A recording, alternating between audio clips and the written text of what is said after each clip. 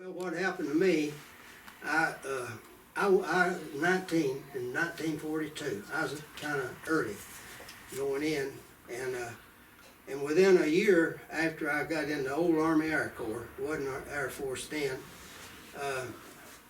I ended up with a crew going overseas that had lost some boys that wasn't going. They was going to officer school. Right. And so within a year, I was doing my first mission to Frankfurt, Germany. Wow. Even with my training and everything. I didn't. What was your job? What did you do? Well, I was a ball turret gunner and a waist gunner on my first tour. And back then, they told us we had, they told us it might be about 1 out of 10 of us would make it through the 25 missions. We was in the 8th Air Force in Molesworth in England. Did y'all have a set of 25 missions before you? We'd come home. Oh, okay. Well, the fighters, our P-51s and P-47s, finally, after we got 15 missions, they had gas tanks put on their wings, and they could go all the way into Germany with us. Before, they couldn't. And that was why we lost so many boys and so many bombers. And on, we kind of got broke in on our, I don't know whether you ever heard of the Black Thursday Swankford mission. Yes, sir. It was, well, I believe it's October 14th or something like that. But we were on our third mission, and we got broke in on that one. We lost 60 B-17s and B-24s that day out of 300 that went. As How with many- ball bearing, how many that was crew? ball bearing. We had 10. 10. And we had a ball bearing plant in Swankford, Germany. And I got a picture in there that Tim Perry gave me that got our picture of the sea. The sea was on our tail on Molesworth. And of course you'll read all that in there. But well, I don't claim to be a hero, but anyway, we had some rough times. And on that mission, particular mission, we just finally got back to the English coast and landed at RAF base, fighter base, and we kind of got broke in on that one because we had to, well, we lost our plane, and he had to kind of crash it a little bit and landed, and I don't know, but I'm the only one living off the 10 men now. Wow. I'll show you pictures of them in here when we get through. Bill Hiller was my pilot, and he lived in Las Vegas, retired there. And I was probably the youngest one, and he kept in touch with me until he died, what, 2 years ago? Yeah, 3. 3 years ago. And he and I, we were the last two living off the 10. And then on my second crew, well, anyway, I'll finish up that first. We finished up we had 15 missions when they put those gas tanks on the wings of the P-51. They'd go all into Germany with us. And that really paid off. They said they're just having some heavy losses. I don't know why they didn't maybe think of that before. Right. But anyway, we had 15 missions in. So since we had 15 in, they moved it up to 30 missions. And because they thought they wouldn't lose as many bombers. And so we had to just do one more, 26. You've heard of the Stars and Stripes? Well, they always had our bombing missions on the Stars and Stripes. Oh, and, wow. and so I guess they censored our letters, but they let us send that home. And I sent Mother and Daddy, I put what mission it was on it. I still got those. Really? I finished 26. I think it's 24 to Germany and 4 to France and 1 to Norway on my first tour. Well, I came home. And What year did you join? What year did you enlist? In 42. I was 19 when I went. I'm trying graduate 42. All of our football team went to in the military. He and Thurman Day, Thurman lives over here in Mountain View, he and his wife, and Thurman was in the Navy, and we're the only two that's left on that team. Of course, we're, you know, when you get up to our age, that's what happens, I guess. So when we had a long furlough, and then they sent us to Miami for several weeks, and I don't know, I met a boy down there that's in the barracks with me over there. He was an engineer on his crew, Neil Fielder. Yeah. And so Neil said, and he had 2 kids and married. I don't know, I wasn't married, so I don't know why he wanted to go back, but he did. So we got on a crew and went back. And we had 9 of us. Mm-hmm. They did away with the waist gunner, one waist gunner, because, and I was in the tail on that crew. 7 missions, 7th mission we were shot down over Brandenburg, there around Berlin, and we were captured pretty quick. The war was getting to an end. It was April the 10th, 1945. And I think maybe the worst thing we had to look forward to is what the Germans were going to do with us. And you're going to read some things in there that did happen to us during that time. But we were placed at first in Camp Luckenwald, camp there near about 30 miles from Berlin. We knew enough about the Russians, they were heading for Berlin. And another little thing that happened there at that camp, Rita has a sister. Jim is dead now. He died at 80. But he married her in Bob Jones College, and he was from Greenville, Mississippi, wasn't he? And Jim, we went to their wedding. They married here. And Jim told me, when he saw me, he said, where have I seen you before? And I said, I don't know. I don't have no idea, because I didn't know any place that we could have met or anything. But anyway, Jim, I asked him about his service, and he said he was in the 15th Air Force. And I said, well, I was in the 8th Air Force. And he said, I got shot down in southern Germany there, and I've been here at this camp, I don't know, several months. His own 2nd mission, he got shot down. He was a radio operator. And so that was a little something.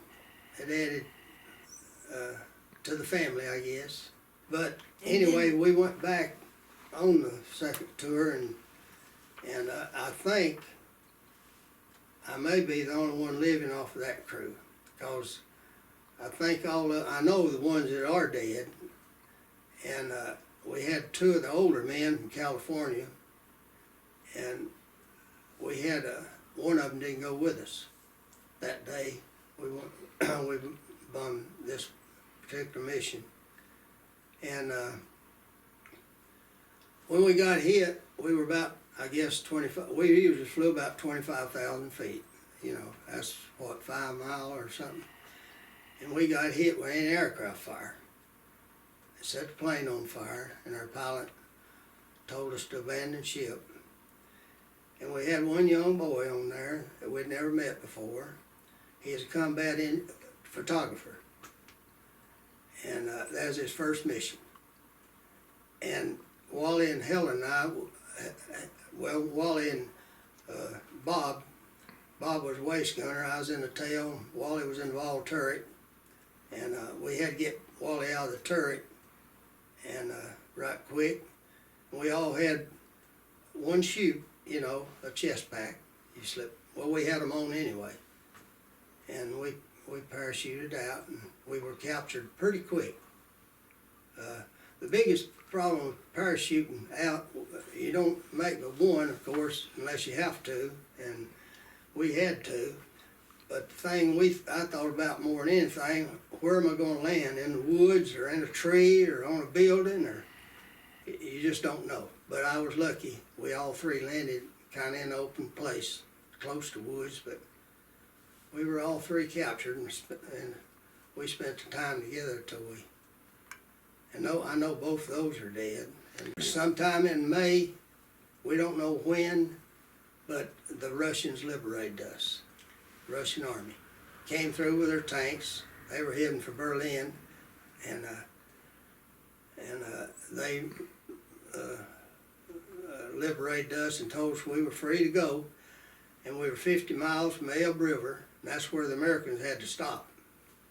They had some kind of agreement to stop at the Elbe River with the Russians and let Russians take over Berlin. That's what it's all about again.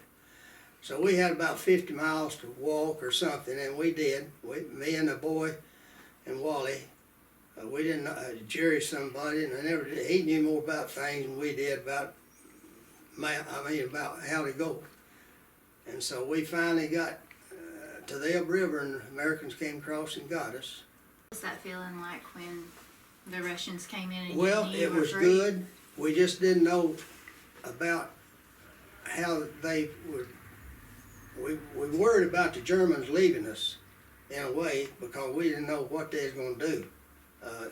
They knew the Russians. They left that night before the Russians came through, and the guards and all. We didn't know just what they might do with us, but they were left out on their own and left us there and locked up. But a lot of Russians were already dead there. We saw them in their barracks, and they were already dead. You know, the Russians, and well, they didn't. The Germans and Russians. The Germans had this agreement about how they treat you and all, but I don't think the Russians. They didn't go back with Russia, and Russia didn't go back with them. We worried about the SS officers and people because SS officers were all the worst. We knew that. The pilot was a Jewish man, the Togolier, and he went in our bombardier's place, and he was a Jewish boy from New York. But Pete Thaler was our pilot, and he kind of knew a little bit about what the Jews were going and through. He didn't know, on dog tags, that's what you got on your dog tag.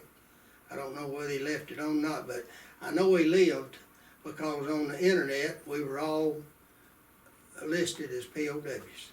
And the boy with us that I mentioned that he wouldn't leave, he was afraid to jump, he was listed too. But I never did get in touch with any of them anymore. Got back to Reims, France. I believe that's where they flew us to from Germany on the C-47s.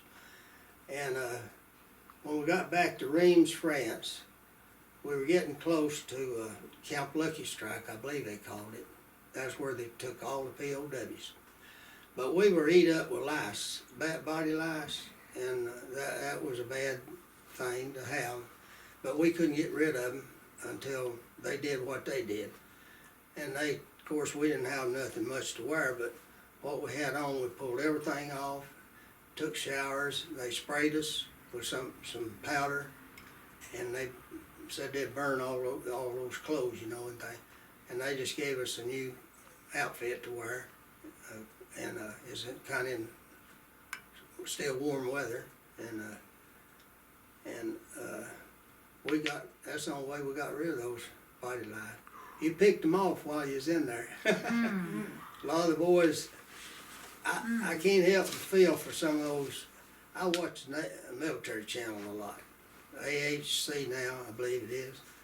I watch it a lot, and I see things that good, it's real pictures. And I see those kids, and they showed them shooting all this, line them up on a lime pit or something and shooting them in the back of the head, and it just, I don't know, it kind of makes you think how mean can you get. That's what we worried about. we didn't really feel safe till Americans came across the Elbe River and got us. And Wally had already beat me. Wally he got hurt with his parachute jump and with his leg, and there's a truck that had a whole bunch of French and British and Americans too on it, and that's where they were going, and cause they'd been just liberated too, and we asked him if we could go with him, and he said, well, we can take one, and so we let Wally go with them, and so me and Jerry went on the rest of the way by ourselves, and he sent, you know, the little V-mail, is it V-mail? It was a female. I still got that V-mail Mother and Daddy had. He said I was all right. I told Mother and Daddy, though, told Rita, I said, well, I was all right when he last saw me, but I still had a long way to go. I didn't know. And then, of course, they got the one that was official. I'd never seen Eisenhower before. We just saw him, but he landed there to just kind of see things. That's all that was there anyway. And he landed, and we just saw him at the plane, and we stayed there. They tried to give us a lot of I call it like milkshakes. Just all you wanted almost, you know. I think that might have been good for you or something. Because the first meal that the Elbe River boys fixed for us, we got sick, you know. Hadn't been used to that for a while. We didn't have much, and the Germans, I don't think they had much either at that time. You know, the war was getting close to the end, and I'll tell you a little story too that happened to us. We just been there long enough for them to debrief us there at that camp. And then we don't know what happened, but in 2 days, the three of us were taken with 3 guards to a train station. We didn't know where they were taking us, because they had already interrogated us there at that camp. And we didn't much like that. We just felt safer there than we did. But we went on to the train station, 3 guards and 3, me and Bob and Wally. And so they took us up, I don't know, we didn't go too far, and we stopped at another station. And the air raid sirens went off, and they put all of us down with the rest of the Germans in the bomb shelter. And we didn't feel too good down there either, of course. They called us American swine. They didn't speak English maybe, but swine is what they called us, American swine. And we knew what it meant, and they did too. But anyway, when we went back up, the air raid sirens went off. Thank goodness they didn't bomb there. They bombed a lot of those train stations. But they went on, and the air raid sirens went off and went back up. And there happened to be an SS officer up there, a young guy. And he started trying to get the people, we didn't know what he was telling them, but we knew he was trying to get them riled up on us. And so the guards were, I guess we owed our life to him in a way, because he might have done something himself, I don't know. But they locked us up in a boxcar and said, we're going to leave you here all night, and we'll come and get you in the morning. And they did. They left us there, and he was gone too, and they knew what he was going to do. And so that's what kind of stayed with you. You never did know from day to day what's going to happen. Wow. I guess being young, you know, you don't think about, you do when you're getting older, like, you know, now, you just, it's a little different. But Well, Leo, when you got back to the American lines, I never had thought about this, but who interviewed you, or what did they do? Did they ask you about your experience in the camp or anything? No, they didn't bother us because, They didn't ask you anything? no, they just came across the river on a bridge and picked us up and took us back to, and fed us, and next day they put us on a plane, You C-47. had orders to go home then? Yeah, they didn't bother us, about that, and boy, and took us, I don't know, maybe 15, 17 days, something like that.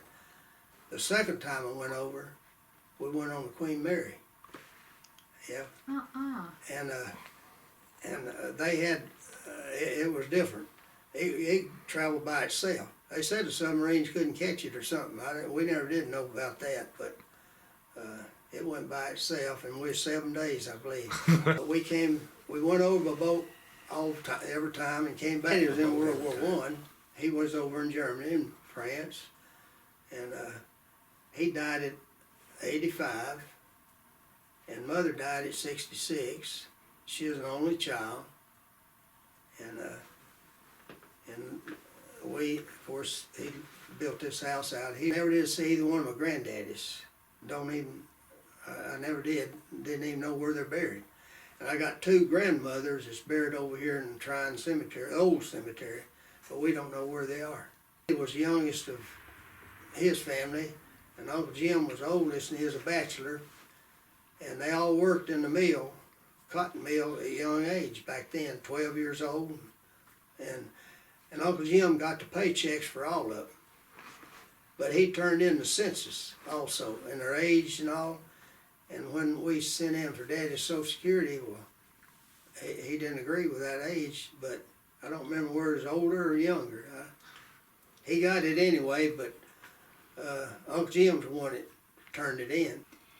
Where did y'all get married at? At my home in Rome, Georgia. My mother and daddy lived there, so we had a home wedding. And back then, you know, they didn't marry too much in churches or anywhere else now. But now they're married everywhere, anywhere. Right. Beach and out in the pasture, anywhere else. Right. But we just married at home, my home. What's y'all's anniversary date? The date, tomorrow the night.